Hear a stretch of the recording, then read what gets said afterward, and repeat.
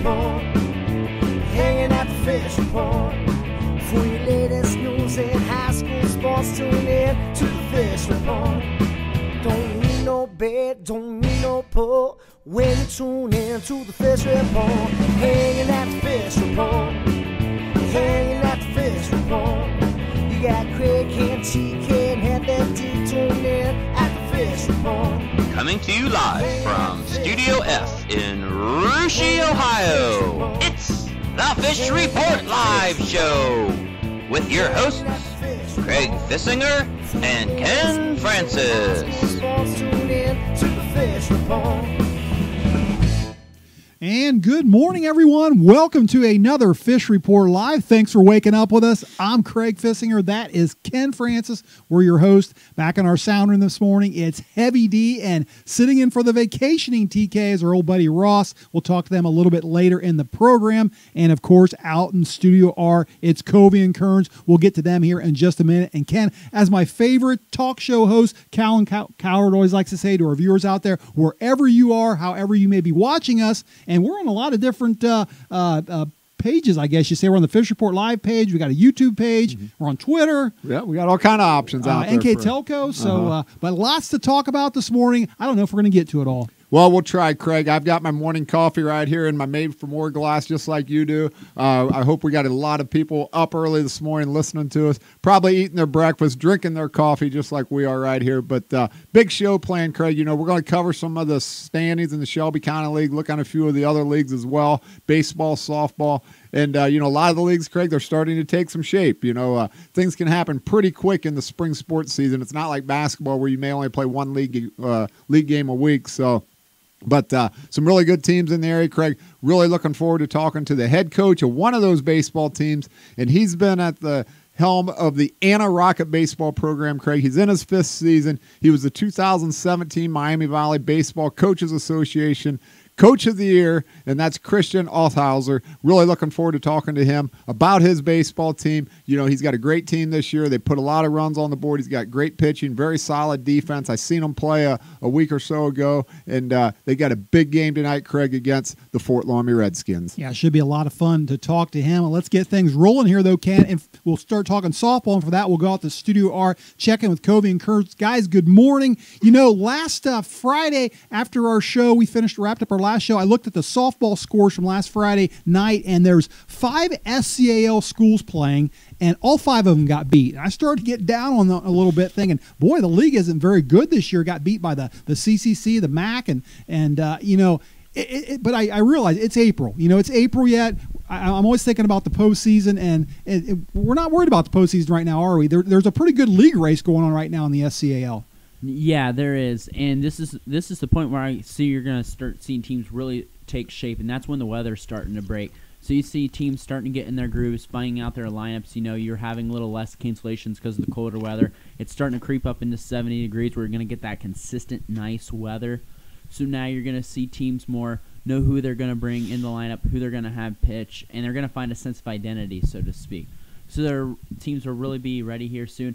And like softball and baseball, they're a short season. The tournament draw is going to be here in 2 to 3 weeks. So, you know, it's blink of an eye basically is the season. Yeah, I've played baseball for 4 years, and you know, just as a baseball or softball team, you know, they're relatively the same sport. You know, you just go on your runs. You know, just because all these Shelby County teams got beat by MAC and CCC, I mean, those are 2 great leagues. But at the same time, you know, some teams they have an off night. They're in a slump, or just like you said, Covey, the weather. The weather's a big thing. I know at the beginning of the season, you're lucky to get 2 or 3 scrimmages in. So once that weather finally starts to break, once you finally get a consistent lineup going, it's definitely the swing. It's more when you find your identity, like Covey said, to finally find your groove and get into it.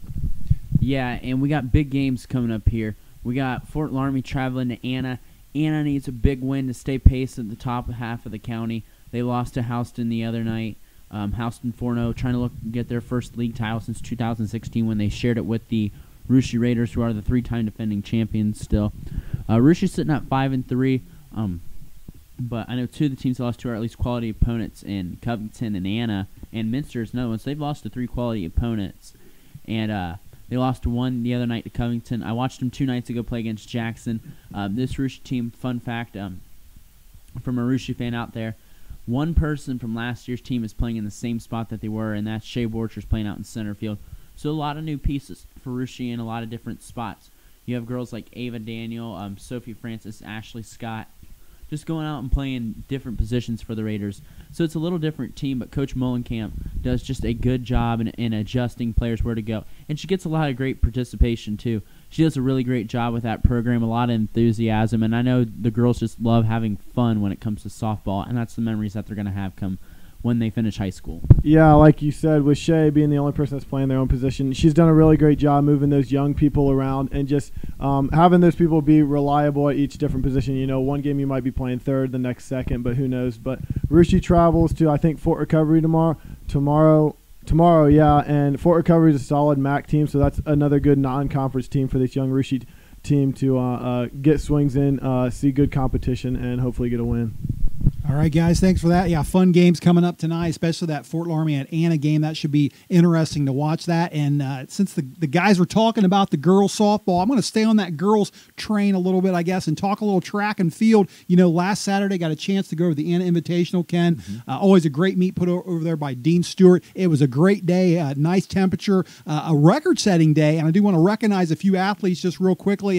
And I know we always have some MAC watchers out there, so I want to start out with a junior over at Versailles by the name of Lucy Prakel. And you might know her brother Sam. He did some pretty good things. Yeah, he was all right. Did some good things over there at Versailles. But Lucy over in the pole vault went 11-7 to break the Anna meet record. Nice. It was formerly 11-6 all the way back in 2012, set by Kayla Whipker over at Minster. So congrats to Lucy. And then not a record breaker, but an exciting finish to the whole meet, Ken. The very last event, they're going into the last event. It's Minster and Liberty Center. Minster actually with 87.5 points. Liberty Center had 86. Wow. And going into that 4x4, the very last handoff, Liberty Center in first place, Minster in second place. Madeline Magato gets the baton, and she brings it home for the Wildcats. Actually made the pass on the backstretch there, and it was an exciting finish. Had some of her teammates standing along the finish line. Saw a picture up there on the monitor, but very exciting finish for Minster, and of course they're used to winning, but it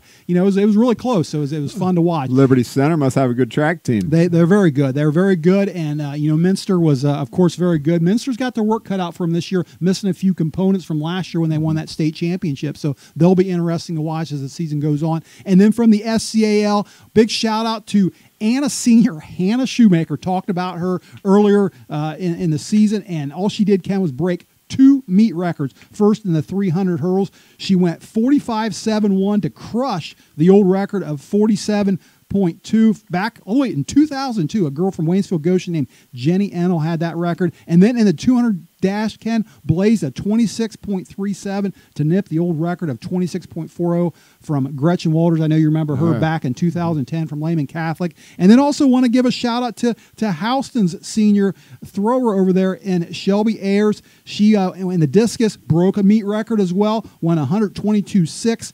The old record was 121 even. That was back in 98 from Jody Borges of Minster. So congrats to Shelby Ayers. And then finally, a big shout out to Bakken senior Grace Homan. Tuesday night, got to watch her over at Fairlawn. There was a meet over there that included 6 teams. Ken, coming into that meet, she was already number 1 in Ohio. In the shot put, she's got the highest mark right now in Ohio in Division III, 41 feet 7 3/4 inches. And she was number 5 in the discus coming in. Well, she tossed one a whopping 131 feet 8 inches, Ken. Jeez. That vaulted her into the number 1 spot in Ohio right now. So she's number 1 right now in both the shot and the discus. What a great start to the season for her, and there you have it. Wow, that's impressive. Yeah, a lot of good stuff going on in track and field right now. So, no disrespect to the boys. We'll talk some more about the boys in the weeks to come because there's a lot of good things going on there as well. But Ken, got about 4 minutes to talk a little baseball. Tell me what's going on in the Shelby County Athletic League right now. Well, Craig, a big game tonight. We've got obviously Fort Laramie traveling to Anna. I think Fort Laramie, Craig, the cream of the crop in the Shelby County League. They're sitting at 9-0. know they've had some great wins this year. Their defense, their pitching has been stellar. Their bats have been a little more on the quiet side than I expected, to be honest with you. They're not putting up the number of runs that I thought. But just like Kobe and Kern said before the show, it's warming up. I expect to see those bats heat up quite a bit. But they're going to get a good challenge from Anna. The Rockets are a great team as well. I've seen them.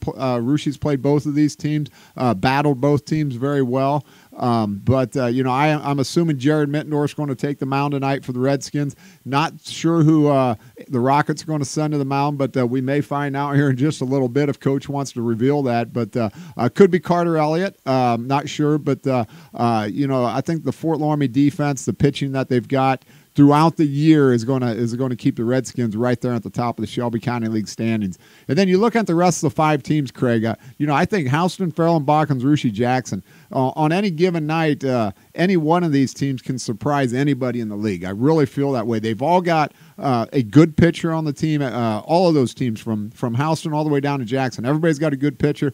I look at Russia sitting there, Craig, at 2-8 overall.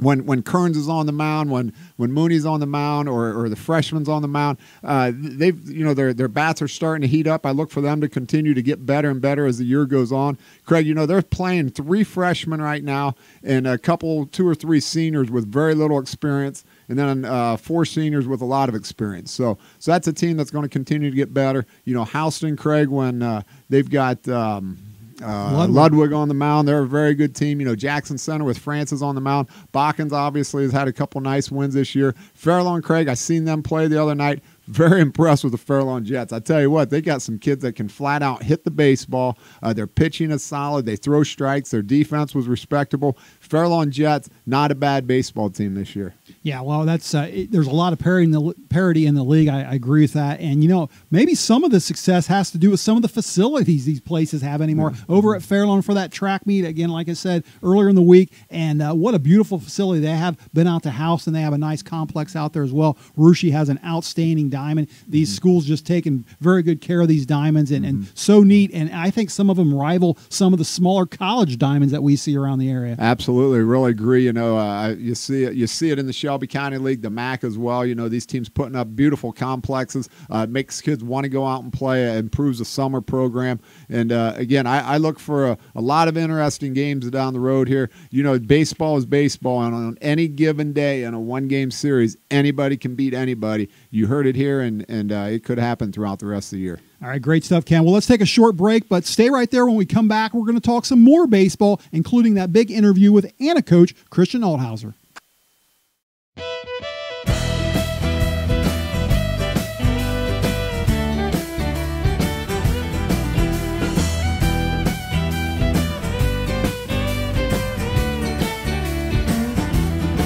My father said it's time to be home, man, but don't go and talk in the motherland. And you were born with heart, raised on pride. This is gonna go wrong through your bloodline. Oh, oh, oh, blooded, bruised, and slain. Oh, oh, oh, pride in this name.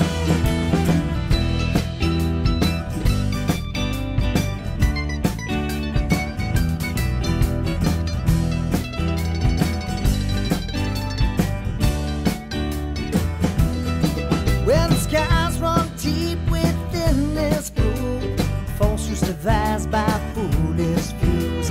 Religious divide among the may create civil war on my family land. Oh, oh, oh, bloody, bruised, and slain. Oh, oh, oh, pride in this name.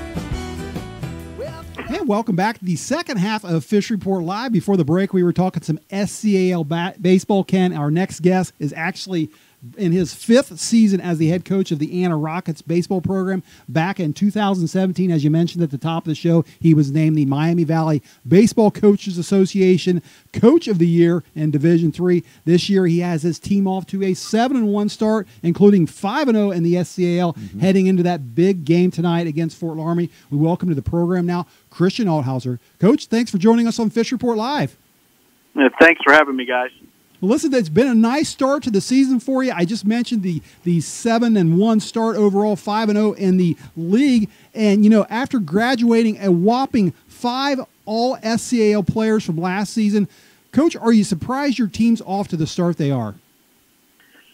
Yes and no. I mean, when you graduate 6 seniors and 1,800 career at-bats and all those inning plays, I think you always think about what the next season is going to look like and how the pieces to that puzzle are going to fit together. But this team has put in tons of time in the off season, and I'm not really surprised at all by their success because of that time spent in the fall and winter workouts. And the leadership and the attitude of this team has been outstanding. So, no, I'm not really surprised with their success. They've really worked hard for it. Well, Coach, listen, I was reading a preseason preview on your team in the Sydney Daily News back before everything started, and I was very interested in a quote that I read, and it said that you talked about your team having to come to practice, getting to come to practice, and wanting to come to practice. It sounds like you challenge your kids from this scale that you have. I mean, how have your players responded to that? Yeah, they've really responded well with it. We actually did a book study this fall and winter with baseball guys, as well as some other athletes from Anna if they wanted to join us on Friday mornings. And in the fall, one of the aspects we pulled from that book was the attitude of have to versus get to versus want to. And we talk about they don't have to be at baseball. There are other choices. And so what is your choice for the day? And we haven't had too many have-to guys this season, even since winter workouts had started way back at the beginning of December at 5:45 in the morning.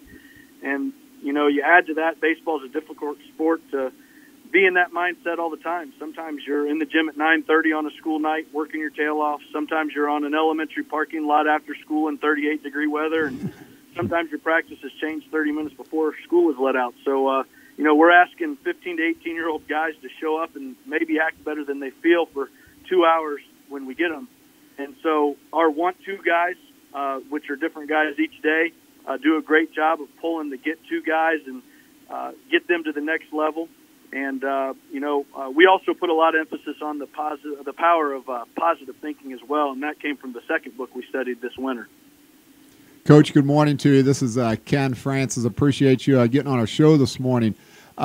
Let's talk a little bit about your seniors, okay? You guys brought your team over to Russia a couple weeks ago, had a nice win over at Russia Park, beating a Russia team there, I think by a score 7-1. A couple of your seniors there, Carter Elliott, Jared Siegel. Tell us the importance of these two boys and how they've been instrumental on your early season success. Yeah, you know, both Carter and Jared, the biggest thing they bring is experience. Both of them are 2-year letter winners. Both of them are 2-time Miami Valley Baseball Coaches Association Division III team members. Both guys are looked to for their ability to slow the game down, not just for themselves, but kind of for their teammates as well. With that said, we have 2 other seniors, Braden Collier and Andrew Scully, who both got a lot of playing time last year as well as juniors. And they also bring that experience to help those younger guys and less experienced teammates too. Coach, thanks for mentioning the seniors there. How about anybody else, any juniors, any underclassmen that are showing some good support in your lineup this year? Yeah, you know, other than those 4 seniors, which we always talk about the seniors having to have their best seasons their senior year for us to be successful, and those guys have so far. Cole Maurer, he's a junior pitcher for us, and he's done a great job throwing strikes and staying within himself and not letting negative plays affect him. Kyle Evans is a sophomore. He's in the hitting leadoff and playing second base for us. He's had a real solid start. Will Luthman, another junior, has started off hot in the 4-stick for us. Tyler McClay, another junior, has filled the gigantic shoes at catcher and is doing a really job there and at the plate as well. And then one other kid, Jacob Robinson, a sophomore pitcher. He's kind of our third starter, and he's had 2 nice outings on the mound as well for us this year.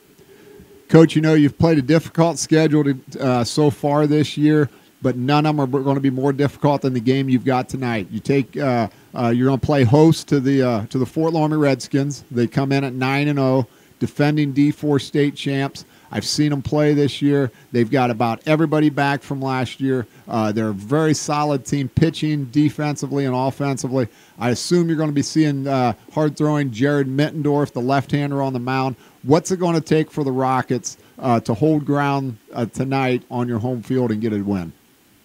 Well, one thing that would have probably helped is if Fort Laramie would have had graduation yesterday and those guys would all be gone tonight. But seriously, though, I think we just have to play our game. I think we need to throw strikes. We got to play clean in the field and offensively do what we do. I mean, executing whatever we are asked to do for the team and ahead of what maybe we think we should be doing for ourselves. So if we do those things, I think we have a chance to compete every night with everyone on our schedule, not just a really, really good Fort Laramie team. Coach, not just the Redskins tonight. We're going to follow it up tomorrow night by taking on 2 years ago's defending state champion, the Minster Wildcats. Our Russia Raiders had this similar type of schedule about a week or 2 ago when we took on Minster and Fort Laramie in back-to-back games. When you got tough games like this, of course, Friday night's game is a non-league game. But, again, a game that is instrumental in your season when you take on a team like Minster. Do you try to shuffle your pitching rotation a little bit? Do you want to show your hand who's on the mound tonight, who's on the mound tomorrow night? Or do you just play it, let the cards fall, and say, okay, it's your turn to pitch, you're pitching? Our schedule, we play SCAL on Mondays and Thursdays, and most Fridays we have a MAC team scheduled, and on Saturdays it's usually the GWalk or the CBC or the SWBL. So, we play a lot of good teams on Fridays and Saturdays. So we look at it and determine when we need to throw Carter Elliott. He gets plenty of rest for the top league games. And then we move to what we need to do to have Cole Maurer start the other league games and get his rest as well.